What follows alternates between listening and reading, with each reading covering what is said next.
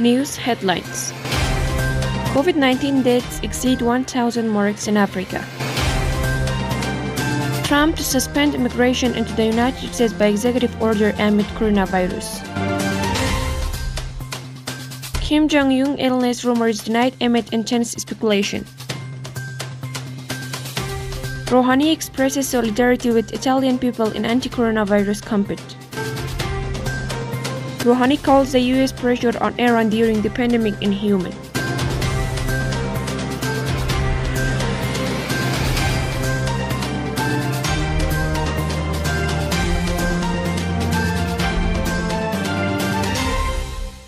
COVID-19 deaths exceed 1,000 marks in Africa. The new coronavirus known as COVID-19 has infected more than 21,000 people in Africa, killing more than 1,000 on the continent, according to the report cases so far that the World Health Organization reported on Monday. Some 21,633 new cases have been reported on Africa, with 1,076 deaths and 500 recoveries, said the WHO Regional Office for Africa. It added the most infected nations in Africa include South Africa with 3,158 and 54 deaths, Algeria with 2,629 cases and 375 deaths, Cameroon with 1,016 cases and 20 deaths, and Ghana with 1,042 cases and 9 deaths. This virus, after originated from Wuhan in China of late December, the COVID-19 has spread 185 countries and regions around the world, with Europe and US with the worst hit. The pandemic has nearly killed over 167,500 people and got the number of cases exceeding 2.43 million, while almost 64,000 have recorded from the disease, according to the figures compiled by the US Johns Hopkins University.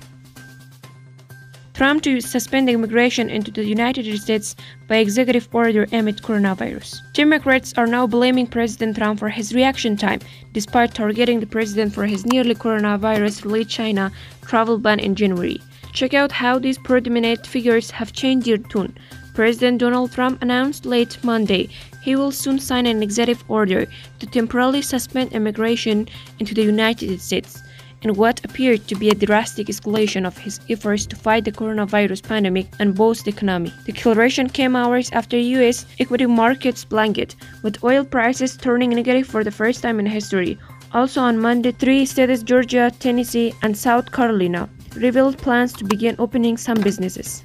In light of the attack from invisible enemy, as well as the need to protect the jobs of our great American citizens, I will be signing an executive order to temporarily suspend immigration into the United States. Kim Jong-un illness rumors denied amid intense speculation. Reports that North Korean leader Kim Jong-un is seriously ill after the heart surgery are not true, officials in South Korea have said. Headlines that Kim Jong-un was gravely ill, brain dead, or recovering from an operation were always going to be impossible to verify. But the presidential office in Seoul has said there have been no particular sign from the north to indicate the 31-year-old is gravely ill.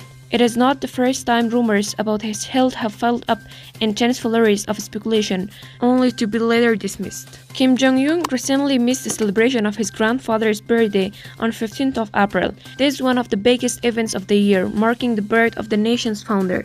Kim Jong-un has never missed it, and it seemed very unlikely that he would simply choose not to turn up. Inevitably, his absence prompted speculation, the rumor, none of which is easy to substantiate. Kim Jong-un last appeared in state media on 12th of April, inspecting a pursued isolation group in a handout that is united. As ever, the images portray him as relaxed as he is. We know that shared a key political meeting the day before from state media dispatches, but he has not been seen since. President Rouhani expresses solidarity with Italian people in anti-coronavirus campaign. The countries will not be able to leave behind the crisis without working together, he said, adding that the virus can be curbed with exchanging experiences and collaboration, contending that the protecting public lives is more important than any other thing.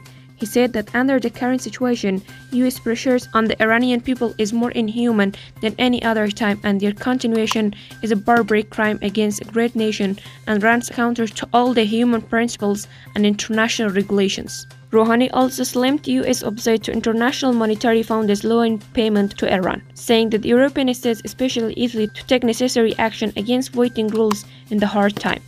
Italy has always enjoyed a special status in Iran's foreign policy, he said, hoping that it would invite EU to fully comply with GCPOA. For his part, Italian Premier expressed solidarity with the Iranian government and people saying, "Your problems are fully understandable for us, as we are experiencing a common problem and we welcome exchanging experiences in fighting coronavirus." Rouhani calls the US pressure on Iran during the pandemic inhumane. The Iran President Hassan Rouhani on Monday said that the pressure of America on Iran during this pandemic was inhuman. This is according to the official presidential website. Iran is the Middle Eastern country hardest hit by the coronavirus, and Iranian officials say US sanctions have been hampered its response. US President Donald Trump reimposed economic sanctions on Iran in 2018 after withdrawing from a multilateral nuclear deal struck 3 years earlier. In this difficult situation, the pressure of US and Iran is more inhuman than any other time. Its continuation is a barbaric crime against a great nation and human principles and regulations. Hassan Rouhani. Trump says that the multi-nuclear deal was not strong enough to ensure that Iran would not be able to develop a bold nuclear weapons. He wants to apply maximum pressure on Iran to accept together curb to its nuclear program, halt its ballistic missile work, and it ends support for the proxy forces in the Middle East. Iran says they will not negotiate unless Washington lifts the sanction. Thanks for watching our video. If you want to support us, don't forget to subscribe our channel. God bless you.